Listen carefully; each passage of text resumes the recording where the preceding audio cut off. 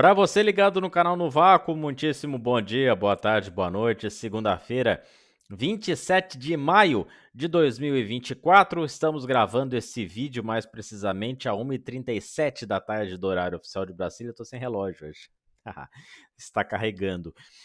Edição de número 677, aqui comigo, Carlos Anovello. Lembrando que, caso tenha chego até este link, não se esqueça de dar aquele joinha no vídeo, compartilhar esse vídeo nas redes sociais, dar aquele famoso inscrição, né? Apertar a inscrição no canal, se inscrever no canal, ativar as notificações de vídeo, porque aqui você sabe, a gente grava e põe no ar a hora que dá, tá bom? Um grande abraço para vocês aí. E hoje tem assunto, e muito, inclusive. Então vamos lá para os nossos famosos slides. Fórmula 1, pela primeira vez na história da categoria, as 10 primeiras posições de largada foram as 10 últimas posições da corrida, ou seja, não houve alteração entre os 10 primeiros, nenhuma ultrapassagem no pelotão que marca pontos. Isso nunca aconteceu na história da Fórmula 1. Sintoma de que os carros são compridos demais, a gente vem batendo nessa tecla, tá largo demais, freia lá depois, né, da casa do chapéu, freia se você não for Kevin Magnussen, aí não freia, simples assim. Agora que o Pérez espremeu. O Pérez depois na entrevista veio falar, não, se eu soubesse que ele não ia tirar o pé, né, com coisa que ele não conhece, Kevin Magnussen, mas tudo bem, se eu soubesse que ele não ia tirar o pé, tinha deixado passar, que pra mim aquela altura do campeonato 18º, 19º, tava do mesmo tamanho. A largada do Pérez também, olha, que bela porcaria.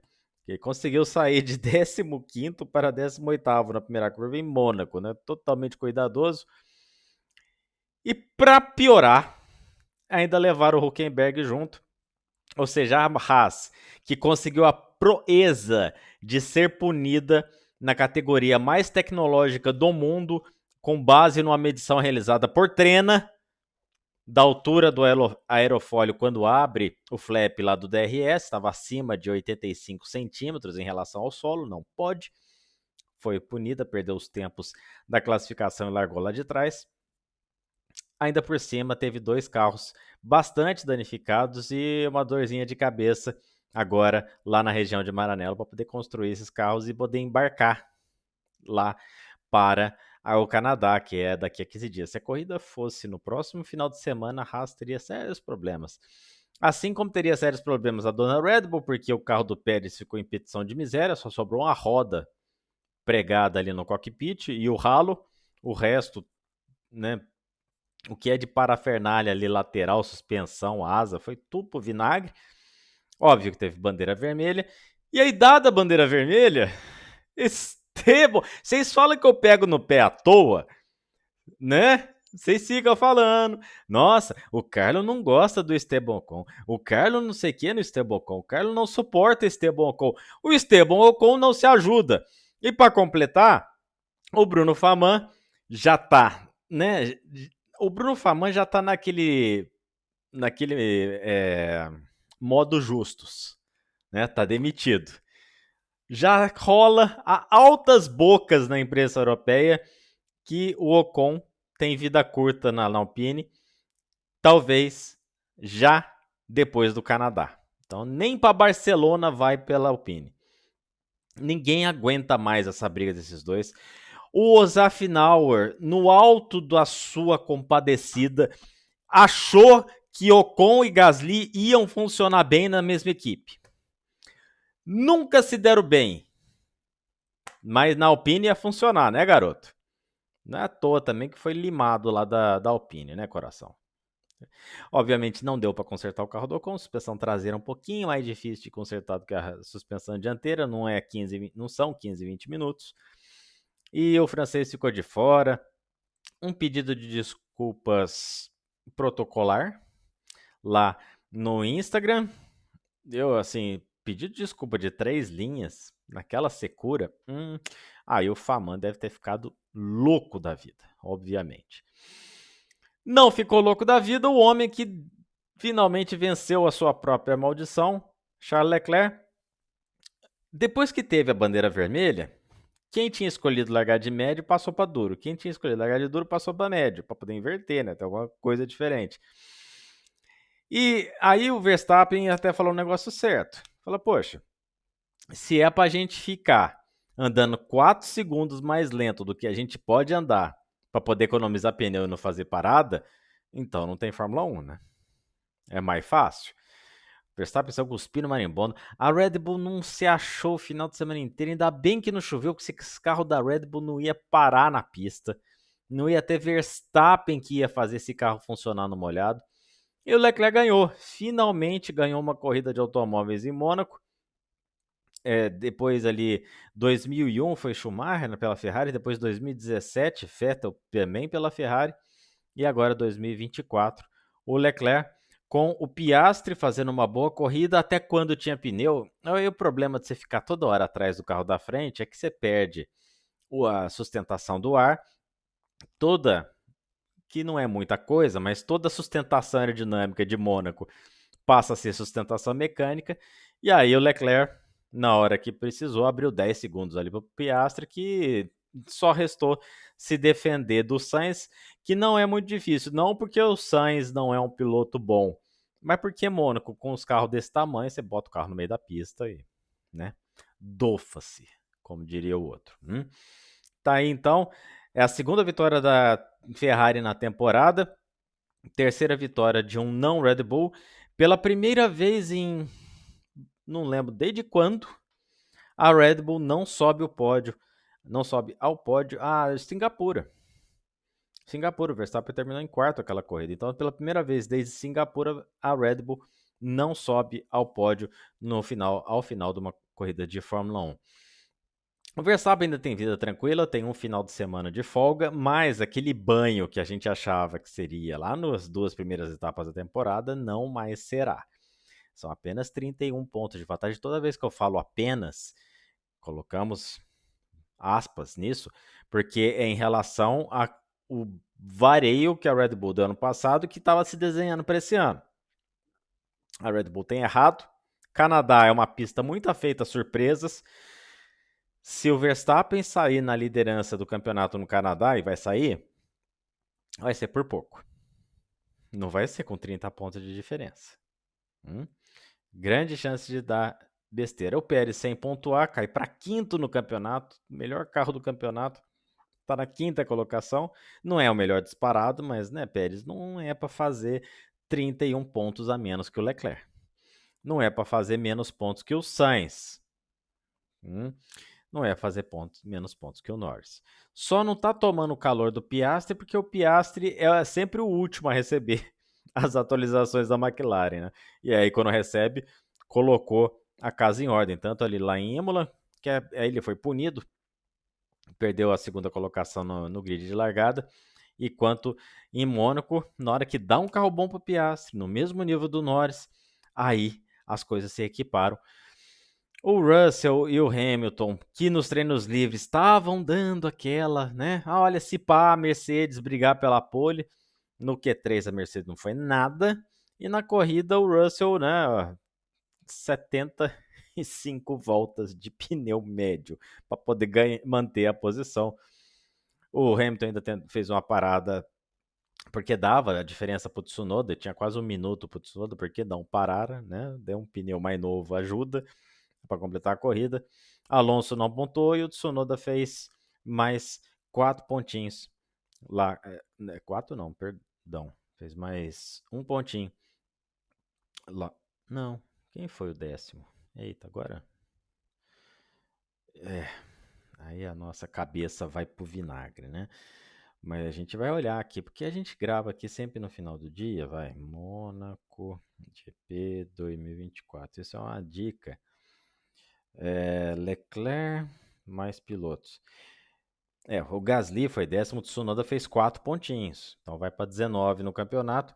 Primeiros 2 pontos da Williams no ano, empatando com a Alpine, mas aí no critério de desempate por ser nono e pela Alpine ter 2 décimos. A vantagem é da Williams, está 2-2 ali na oitava e nona colocação. E a Sauber, não sei a que foi lá para Mônaco. Tanto o nosso querido Bottas, que ainda fez uma parada para ver se, né, faz uma coisa diferente. Quanto o Chu brigou com o carro o final de semana inteiro, não conseguiu fazer nada. Sempre andaram lá atrás, não foram ameaça nenhuma para o pelotão da frente. No campeonato de construtores são apenas, aí eu falo, apenas mesmo, sem aspas, 24 pontos de diferença da Red Bull para a Ferrari. Ferrari com vitória em terceiro tirou bastante pontos da diferença. E a McLaren tem 184. Terceira colocada disparada, já que Mercedes também abraçou a quarta colocação e por ali deve ficar até o final do campeonato. A Haas, que sempre dá umas golfinhadinhas no começo da temporada para fazer alguns pontos, pelo jeito a magia acabou. E o Kevin Magnussen, até Tom Christensen já tá falando: Kevin, vai procurar outra coisa para fazer, porque dificilmente o dinamarquês vai continuar na Fórmula 1 no ano que vem. Uma vaga da Haas vai ser o do Berman. A segunda vaga da Haas parece que talvez seja com o Pérez. Principalmente depois que o Pérez fez lá na Red Bull. Não sei se a Red Bull vai querer continuar conversando, né? Porque a Red Bull ofereceu 1 ano. O Pérez queria 2 e vai ficar sem nenhum. Aí tem o Ocon na pista. O Ocon pode, sei lá, uma Williams da vida. Porque na Alpine, pelo jeito, não vai ficar. E para a Mercedes as chances são baixíssimas ele arrumar alguma coisa na Mercedes. Então, essa conversa do mal no ano que vem na Haas pode virar farinha logo, logo. E a cotação do Sainz voltou a subir lá na Red Bull, né? Porque essa negativa do Pérez, obviamente, coloca algumas coisas a perder na carreira do mexicano. E, obviamente, se classificar em 18º no grid em Mônaco com uma Red Bull atrás do Sargent, não dá. Não dá. Não vai dar. Tá bom? Próxima prova, 9 de junho, lá no Canadá. Onde que a Luísa mandou um abraço para nós tudo.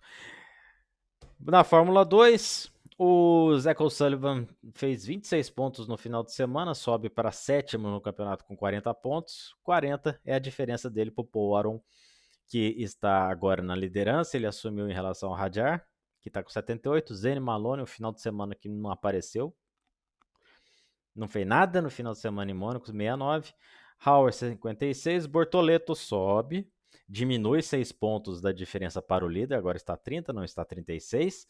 E o André Antonelli, depois que passou aquele negócio da Mercedes de ficar testando, ele tá bom, tá fazendo bons testes, deixa Antonelli lá terminar, ó, bendita da temporada na 2 e ver se tem a superlicença.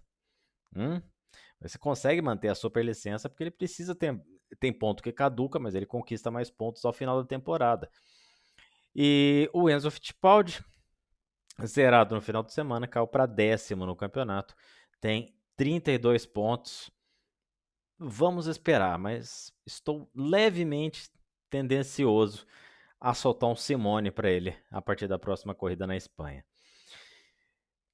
E na Fórmula 3, o Gabriele Mini também venceu a corrida principal, assume a liderança do campeonato com 72 contra 68 do Luke Browning e 64 do Fornaroli e Beganovic com 58 e tem briga entre os 4. Vamos ter briga entre os 4 pilotos até o final da Fórmula 3 pelo jeito. O Lindblad está com 44 e o Gutt com 43, meio que correndo por fora ali, ainda que os 2 pilotos não tenham feito lá um final de semana tão muito auspicioso assim, lá em Mônaco, mas daqui para frente são pistas mais normais e eles têm capacidade de, pelo menos, roubar pontos importantes dos 4 lá da frente. A prova da Fórmula 3 poderia ser um pouco mais caótica e foi comportada. Mas parecia que a Fórmula 1 era a Fórmula 3 e a Fórmula 3 era a Fórmula 1, diga-se de passagem. Xangai, Fórmula E, 2 corridas no final de semana. O Nick Cassidy, com um terceiro e um quarto lugar, sai com 25 pontos de vantagem para o Pascal Wehrlein, que de novo faz uma corrida boa. Ficou em segundo na primeira corrida e depois zera.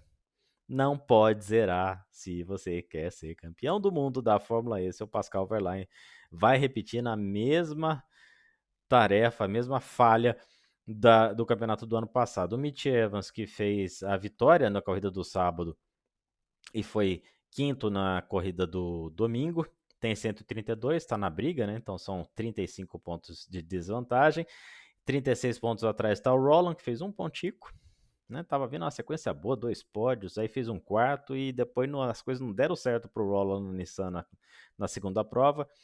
Jack Dennis, zerou, né, Dennis? Não pode. Zerou, 113.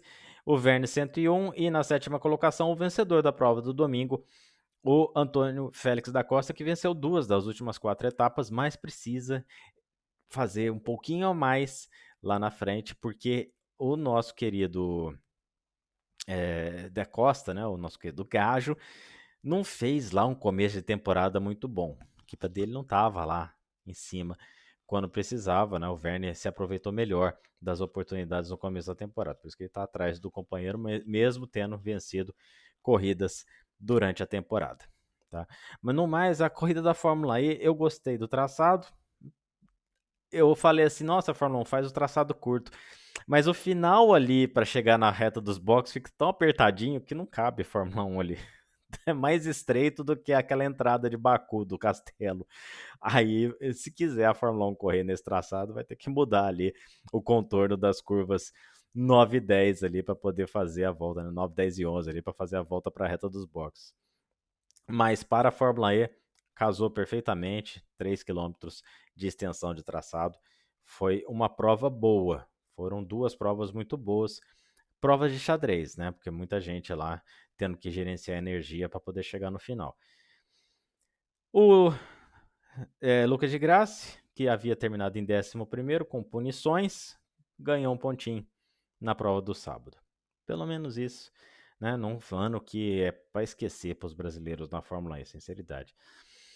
Na Fórmula Indy, dobradinha não, bicampeonato do Joseph Newgarden, fazendo uma manobraça no final da corrida na curva 3, por fora, trincando os dentes. O Pato tava com o carro deveras nervoso. Tava saindo de traseira, assim, sabe? Usando tudo que tava do carro. Lutou até o final, mas não dá, né, gente? A Penske tava um canhão de reta nesses treinos e, obviamente, na hora que precisou, o Newgarden foi lá e abriu o lacre. E quando abriu o lacre, pegou o vácuo, fez aquela ultrapassagem maravilhosa. Uma prova para os líderes do campeonato, não foi uma prova tão boa assim. O Dixon ainda terminou numa boa colocação, tirou bastante a diferença ali para o Palou, tá só 20 pontos atrás agora do líder, 183 a 163, mas o Power bateu, então fez pouco ponto. O Ward chegou em segundo, sobe no campeonato, passando o Herta que bateu e depois ficou dando volta lá, 17 voltas atrás do líder para poder fazer pontos, né? Aproveitar que os outros estavam batendo e abandonando, aí ganha os pontinhos. McLaughlin 131, que fez um começo de prova espetacular, depois perdeu embalo no final, não foi páreo ali para o avanço do Newgarden escalando o grid, e o Newgarden agora é o 7º colocado do campeonato, 61 pontos atrás, dá para pegar? Dá, pontuação da Índia é generosa, 50 pontos para o vencedor, tem nada resolvido em termos de campeonato entre os 7 primeiros, já a próxima prova em Detroit, tomara que num circuito recapeado, porque ano passado, olha o trem que pula, para ficar numa música um pouco mais comportada, né? Mas o final de reta lá de Detroit, nossa senhora, que absurdo que tava. E foi a corrida, né, que o Romain Grosjean começou a bater em meio mundo. Boas provas de Stingray Rob, perdão, não é Bob, é Rob. Liderou 28 voltas. Onde que arrumou liderança lá forte? Obviamente estava na tática diferente. Conor Daly liderou volta. E assim, farei das palavras de James Hinchcliffe, que comentou a prova lá pela NBC, as minhas. Tinha hora que parecia que era a prova da Indy Next, né? A famosa Indy Light para os íntimos. Porque, gente, 4 lado a lado na curva 1, 4 lado a lado na curva 3 antes da metade da corrida, pra quê? Óbvio que bate, né, galera? Óbvio que bate. Aquele abraço pro pessoal que ficou subindo ali naquele cucuruto cinza na parte interna da 1 e da 3. Teve gente fazendo isso de novo, igual nos treinos. O Pato mesmo. Quase que o Pato viu a Violencar. Ele escapou, aí na saída de curva escapou de novo. Falou, agora roda, né? E consertou ninja Pato Ward. Merecia a vitória. Tava pilotando. Ali entre Newgarden e Pato, ouso dizer que parecia Al Unser Jr. nos tempos mais deslocados contra Rick Mears, mais calmão. E Rick Mears calmão é o que ganha, né, queridos? Então o Newgarden mandou ver lá. O Marco Andretti, pela 17ª vez, sexta, aliás, 16ª vez, não consegue a vitória lá em Indy. A família Andretti, tanto o Mário quanto o Michael, estava lá na sua mureta, dando dica, e ele se atrapalhou. Cortaram o ar dele lá, se atrapalhou, tentou segurar, mas depois rodou, bateu ali de traseira, aí quebra a asa, quebra a suspensão traseira, e por ali ficou. Colton Herta que só perdeu o bico, tinha que ter ligado o carro e continuar, né, filho? Tava alinhadinho, tanto que você voltou pra pista depois. Ia perder menos voltas só, porque a corrida ali do Colton Herta já tinha ido para o vinagre. E Meyer Shank? Que pit medonho, que pit horroroso. Ó, quem que vocês contrataram para fazer pit stop pro Elinho Castro Neves? Olha, não recomenda mais não, tá? Não faz carta de recomendação não, porque o Elinho ia lá, remava, 13º, voltava 24º.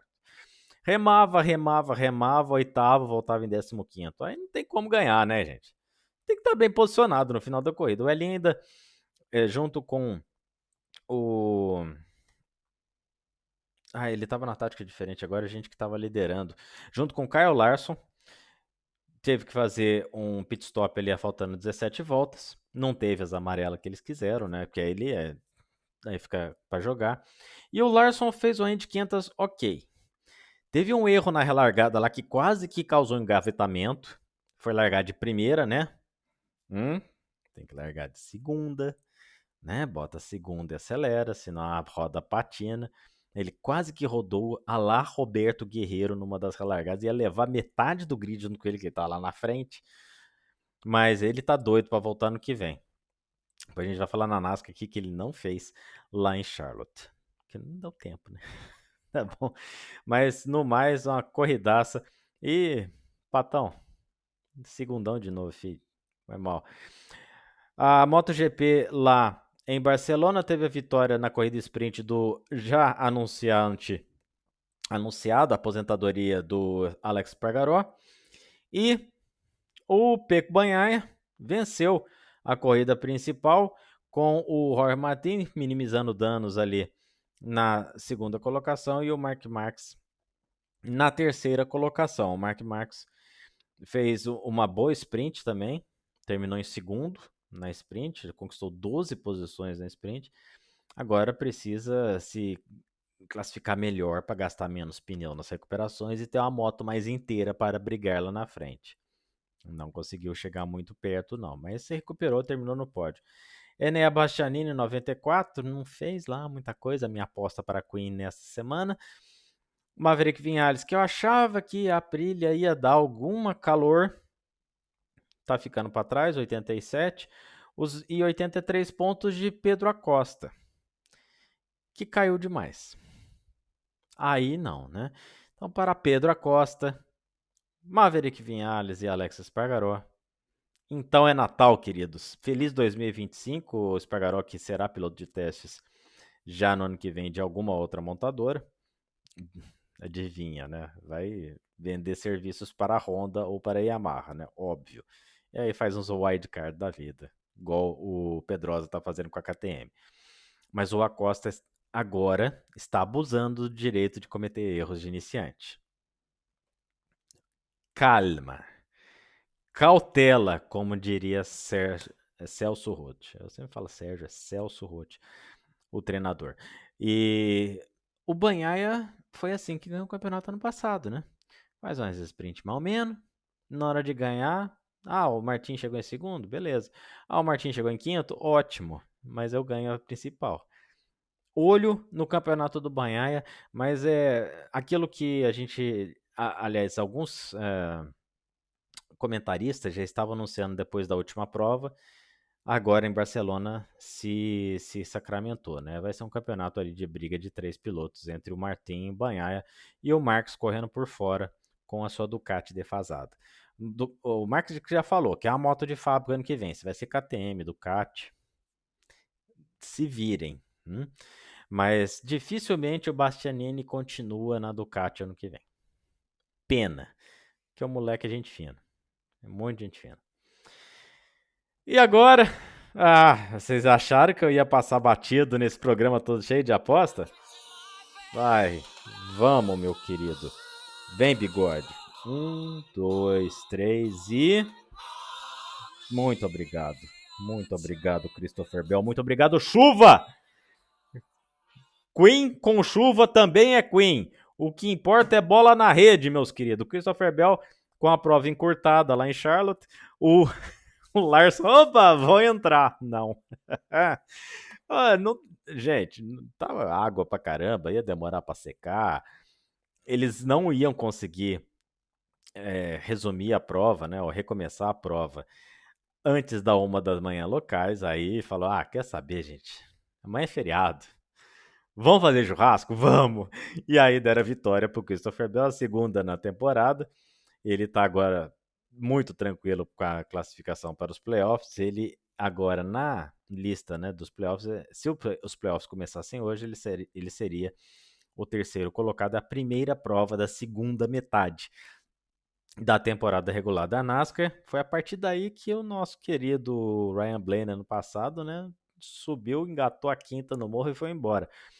Denny Hamlin é o líder, com Byron em segundo, Bell em terceiro, Elliott na quarta colocação e Tyler Reddick na quinta colocação dos pontos de playoff. Aí tem Martin Truex Jr. 172 à frente da linha de corte, tá dentro, a não ser que haja uma hecatombe, vários vencedores diferentes. Depois o Brad Keselowski, que de novo terminou em segundo, hein, Keselowski? Terceira vez, hein, o Vasco Keselowski da Gama, né? Que não conseguiu encaixar a vitória. Tinha um carro muito rápido, mas aí a chuva encurtou a bagaça. E o Ty Gibbs, que estava fazendo uma boa prova, largou na pole, chegou a liderar a corrida, liderou inclusive as 34 primeiras voltas da corrida, terminou ali bem no top 5, mas está com mais de 100 pontos ali em relação à linha de corte, ou seja, é outro também que, se não tiver nada fora do comum, vai se classificar por pontos pelo menos. Soares, né? Daniel Soares, né? Agora emendei tudo. Daniel Soares, o nono. Depois vem Alex Bowman, que ainda não venceu. Aí a galera que não venceu. Alex Bowman, décimo. 11º, Ross Chastain, que tem feito uma temporada com menos cabeça do que o normal. Ele já não bate bem, mas essa temporada realmente está arrumando mais briga do que o necessário. Tiddles, Chris Buescher, na 12ª colocação. O Blaney, atual campeão, 13º. Kyle Busch, 14º. Bubba Wallace, por incrível que pareça, fazendo a temporada que está fazendo, 15º nos pontos. E Chase Briscoe, outro também que, por incrível que pareça, está hoje classificado por pontos para os playoffs. Olha, vai ter gente boa ficando fora disso aí, tá? Porque eu não estou vendo, por exemplo, Joey Logano na lista. Cadê o Logano? Ei, Logano, não, você vai. Olha, Logano, você não classificar para playoff, renovação com a Penske, né? Aí, né, já temos a RFK lá do Kevin Loves, que vamos ter a LGJ, né? A equipe do Logano na NASCAR. Vamos lá, vai fazer parceria lá com o Danny Hamlin lá na equipe do Hamlin também, né? 2311? Será? Bom, o campeonato da NASCAR está muito bem disputado, como sempre, mas não sei. Esse galera vai se desenhando um campeonato ali mais para os carros da Joe Gibbs. Parece. Vai ficar entre Joe Gibbs e Hendrick esse ano. É o que está parecendo. Canal no Vácuo fica por aqui, depois de meia hora falando igual uma matraca. A gente volta na quinta-feira para fazer prévia do final de semana, na edição de número 678. Você que chegou até aqui, um grande abraço, muito obrigado pelo seu ouvido, muito obrigado pela sua preferência. E, como estamos direto nos nossos estúdios lá, subimos a vinheta e falamos tchau, tchau.